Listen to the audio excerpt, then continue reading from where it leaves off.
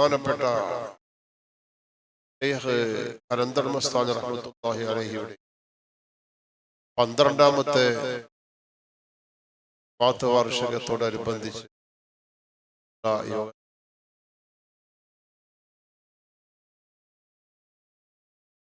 മഹ്ദരി അസോസിയേഷനാണ് ഇത് സംഘടിപ്പിച്ചത്. അറിയാമല്ലോ, മഹ്ദരീസ് അസോസിയേഷൻ എന്ന് പറയുമ്പോൾ മഹ്ദറത്തുൽ ഖാദിരിയയെ പറ്റി വിശാലമായി പറയേണ്ടതുണ്ട്. പ്രസംഗത്തിൽ നിങ്ങൾക്ക് മനസ്സിലാക്കാൻ കഴിയും. നമ്മളെ കേരളത്തെ പോലെ തന്നെ ഇസ്ലാമിന്റെ ചൈതന്യമുള്ള തമിഴ്നാട്ടിലെ മഹല്ലുകളിൽ പറ്റി പ്രധാനപ്പെട്ട ഒരു ഏരിയയാണ് കായൽ പട്ടണം. നമുക്കവിടെ എത്തിപ്പെട്ടാൽ അത്ഭുതം തോന്നും. ഞാനൊരു 1974-75 കാലത്താണ് ആ കോളേജിൽ പഠിക്കാൻ. ഇവിടെ നിന്ന് ഒരു 1.5 കിലോമീറ്റർ മുമ്പോട്ട് താനൂരിലേക്ക് പോയാൽ അവിടെ മറവിട്ട് കിടക്കുന്ന കാന്തപുരം ഉസ്താദിന്റെയൊക്കെ ഉസ്താദായ കെ അബൂബക്കർ ഹസ്രത്ത് റഹ്മത്തുള്ളാഹി അലൈഹി അവരായിരുന്നു അന്ന് കോളേജിന്റെ പ്രിൻസിപ്പാൾ. കുറെ മഹത്തുക്കളായ പലരും ഉണ്ടായിരുന്നു. അങ്ങനെ ഞാൻ അവിടെ ഇവരുടെ കെയർ ഓഫിലാണ് ഞാൻ അവിടെ എത്തിപ്പെട്ടത്. അന്ന് അവിടെ കാണുമ്പോൾ ഒരു അത്ഭുതം തോന്നുന്നു. വളരെ സെറ്റപ്പായ വീടുകളും ആളുകളും ഒക്കെ അങ്ങനെയാണ്. ഒരു സ്ത്രീകളെയും പുറത്ത് കാണാത്തൊരവസ്ഥ. വല്ല സ്ത്രീയും പുറത്തിറങ്ങുമ്പോൾ ആ മൂടുപടം, ശരീരം മുഴുവൻ മൂടുന്ന ഒരു മൂടുപടം പുതച്ചാണ് അവരൊക്കെ പുറത്തേക്ക് ഇറങ്ങുക. അങ്ങനത്തെ ഒരു സ്വഭാവമാണ്. ഒരാൾ സിഗരറ്റ് വലിച്ച് പുറത്തേക്ക് ഇങ്ങനെ നടക്കൂല, അത് അതപ്പ് കുറവാണ്. ഒരു പഴം തിന്ന് അല്ലെങ്കിൽ കടല കുറിച്ച് പുറത്ത് നടക്കുന്ന സ്വഭാവം പോലെ അത് അതപ്പ് കൊട്ട പരിപാടിയാണ് അവിടെ. തല മറക്കാതെ നടക്കണ ഒരു മനുഷ്യനും അക്കാലത്ത് അവിടെയും. കാലിപ്പട്ടത്തിന് പുറത്തേക്ക് വരുന്ന ആളുകൾ കാലിപ്പട്ടത്തിന്റെ ബൗണ്ടറിയിലേക്ക് എത്തിയാൽ ബസ്സിലൊക്കെ പോകുമ്പോ ആളുകൾ അരയിൽ തിരികെ വെച്ച തൊപ്പിയെടുത്ത് തലമേടും. അവിടുന്ന് ഒരു ചിട്ടയാ, വലിയവരും ചെറിയവരൊക്കെ. അങ്ങനെ പരിഷത്ത് ഇസ്ലാമിന്റെ ചിട്ട പരമാവധി അംഗീകരിച്ച് അത് പ്രാവർത്തികമാക്കുന്ന ഒരു ഏരിയ ആയിരുന്നു അത്. ഇന്നും അങ്ങനെ തന്നെയാണെന്നാണ്. മഹത്തുക്കളായ ഔലിയാക്കൾ അന്ത്യവിശ്രമം കൊള്ളുന്ന ഒരു സ്ഥലമാണ് അവിടെ. കേരളത്തിൽ നിന്നും പലപ്പോഴും നമ്മുടെ മഹാന്മാരായ പണ്ഡിതന്മാര് പരിചയപ്പെടുത്തുന്ന, നമ്മളൊക്കെ സാധാരണ ചൊല്ലുന്ന ഖുതുബിയത്തിന്റെ മുസന്നിഫിന്റെ നാട് അവിടെയാണ്. അവരുടെ ഉപ്പയുടെയും സഹോദരന്മാരുടെയും നാട് അവിടെയാണ്. മക്കയിൽ തീ പിടിച്ചപ്പോ അവതിൽ നിന്ന് വെള്ളം തേവി ആ തീ കെടുത്തിയ മഹാനാണ് ബഹുമാനപ്പെട്ട ഖുതുബിയത്ത് ഉണ്ടാക്കിയ മുസന്നിഫിന്റെ സദുഖായുടെ ഉപ്പ. അവരൊക്കെ നിലകൊള്ളുന്ന സ്ഥലമാണ് അവിടെ. ഒഴിവ് കിട്ടുന്നവരൊക്കെ അവിടെ സിയാറത്തിന് പോയി ബറക്കത്ത് ലഭിക്കാൻ ശ്രമിക്കണമെന്ന് ഇവിടെ.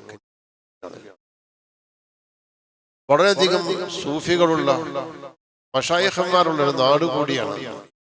ബഹുമാനപ്പെട്ട അനന്തർ മസ്താനി ഉസ്താദ് അന്ന് ഞങ്ങളൊക്കെ പ്രധാനപ്പെട്ട കിതാബുകളൊക്കെ പഠിപ്പിച്ചു തരുന്ന ആളാണ്. അൽഹംദുലില്ലാഹ്. അദ്ദേഹം വലിയ വാഗ്മിയാണ്. ഞാൻ ഇപ്പോഴും അദ്ദേഹത്തിന്റെ പ്രസംഗമൊക്കെ എടുത്ത് നോക്കാറുണ്ട്. ഏതൊരു പ്രസംഗം കാണുകയാണെങ്കിലും നോക്കുകയാണെങ്കിലും ആത്മീയതയും സൂഫീസവും ഉൾക്കൊണ്ട പ്രസംഗമായിരിക്കും. എന്ത് വിഷയമാണ് ഇപ്പോഴും അത് കേട്ടാൽ വളരെ സന്തോഷം. പഠിക്കാൻ പല കാര്യങ്ങളും മനസ്സിലാക്കാൻ കഴിയും. അന്നും തന്നെ അന്ന് വഹാബിസമോ പുത്തൻ പ്രസ്ഥാനം വന്ന് അവിടെ ഉടലെടുക്കാത്ത കാലം.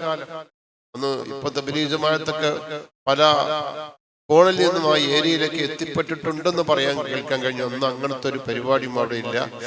ഞാൻ പോയ കാലത്ത് ഒരു 1500-500ഓളം മുസ്ലിംകൾ ഈ പാർക്കുന്ന ഒരു ഏരിയയാണ്. അപ്പൊ അതിനേക്കാൾ കൂടുതൽ ഉണ്ടാവില്ല. വർഷങ്ങൾ കുറെ 19 വർഷത്തോളായിരുന്നു. അപ്പോ അങ്ങനത്തെ ഒരു പ്രധാനപ്പെട്ട ഒരു സ്ഥലമാണ്. അത് പറഞ്ഞ ഖുബ്ബ വളരെ അത്ഭുതകരമുള്ളൊരു സ്ഥലമാണ്. ഏറ്റവും ചൂട് പിടിച്ച സന്ദർഭത്തിലും അതിനുള്ളിൽ പോയിരുന്നാൽ AC പോലെയാണ്. AC ഒന്നും വന്ന കാലായിട്ടില്ല. ഒരു സുഖസന്തോഷമുള്ള ഒരു രാജ്യം എല്ലാം കൊണ്ട് അൽഹംദുലില്ലാഹ്. റബ്ബ് സുബ്ഹാനഹു തആല അവിടെയുള്ള മറവിട്ടുപോയ മഹാന്മാരെ ഹക്ക് കൊണ്ട് നമ്മുടെ അന്ത്യം നന്നാക്കി തരുമാറാകണം. മഹദരീസ് അസോസിയേഷൻ പല പരിപാടികളും സംഘടിപ്പിക്കാറുണ്ട്. പലതിലും എനിക്ക് സംബന്ധിക്കാൻ കഴിയാറില്ല. മുമ്പൊരിക്കെ ഹിയാഉസുന്ന അറബി കോളേജിൽ പോയപ്പോ ബഹുമാനപ്പെട്ട സുലൈമാൻ ഉസ്താദിനെ സന്ദർശിച്ചു. അപ്പൊ എന്നോട് ചോദിച്ചു, നിങ്ങൾ ബാഖവിയാണോ? അല്ല, ഞാൻ മഹദരിയാണ്, കായൽപട്ടണം. അവിടെ ഒരു തങ്ങളുണ്ടല്ലോ, ഒരു ബുഖാരി തങ്ങള്, അദ്ദേഹത്തെ അറിയോ? ഞാൻ കേട്ടിട്ടേ ഉള്ളൂ, കണ്ടിട്ടില്ല എന്ന്. അന്ന് മുതൽക്ക് ഉസ്താദിനെ കാണാൻ ഞാൻ ആഗ്രഹിച്ചതാണ്. പലപ്പോഴും കായൽപട്ടണം പോവാൻ ആഗ്രഹിച്ചെങ്കിലും എനിക്ക് അടുത്തൊന്നും പോകാൻ കഴിഞ്ഞിട്ടില്ല. എങ്കിലും അസുഖമോ മറ്റു പ്രശ്നമൊക്കെ കാണും. എന്തായാലും തങ്ങൾ ഉസ്താദ് ഇവിടെ വരുന്നുണ്ടെന്ന് കേട്ടപ്പോ എന്തായാലും അവരെ കണ്ട് ഒന്ന് ദുആ ചെയ്യിപ്പിക്കണം എന്ന ഉദ്ദേശത്തിന് പേര് മാത്രമാണ് ഞാൻ ഇന്ന്. റബ്ബ് സുബ്ഹാനഹു വ തആല ആ മഹാനവറുകൾക്ക് ദീർഘായുസ് നൽകി അനുഗ്രഹിക്കുമാറാകട്ടെ. നമുക്കും ആഫിയത്തുള്ള ദീർഘായുസ് നൽകട്ടെ.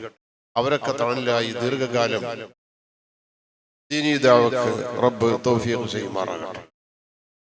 അതുകൊണ്ട് മഹാന്മാരായ പണ്ഡിതന്മാരെയും ഔലിയാക്കളെയും പിൻപറ്റി ജീവിച്ചാൽ മാത്രമേ നമ്മുടെ ദുനിയാവും ആഖിറവും രക്ഷപ്പെടുകയുള്ളൂ എന്ന ഒരു ബോധം നമുക്കൊക്കെ ഉണ്ടാവണം. മഹദരിമാരായ ആളുകളെ പറയാൻ മുമ്പിലുള്ളത് അൽഹംദുലില്ലാഹ്. ഞങ്ങളത് പഠിച്ചിരുന്ന കാലത്ത് ഏകദേശം 150ഓളം വിദ്യാർത്ഥികൾ കേരളക്കാരും തമിഴന്മാരും സിലോൺകാരുമായി അവിടെ. ഇപ്പൊ ഏകദേശം എത്ര പേരുണ്ടെന്ന് എനിക്കറിയില്ല, അതിനേക്കാൾ കൂടുതൽ ഉണ്ടാവാനാണ് സാധ്യത. ഒരു നല്ല എല്ലാം കൊണ്ടൊരു നല്ലൊരു അവസ്ഥ ഉള്ള സെറ്റപ്പായ ഒരു കാലവും സന്തോഷമുള്ളൊരു ജീവിതവുമായി ഒന്ന്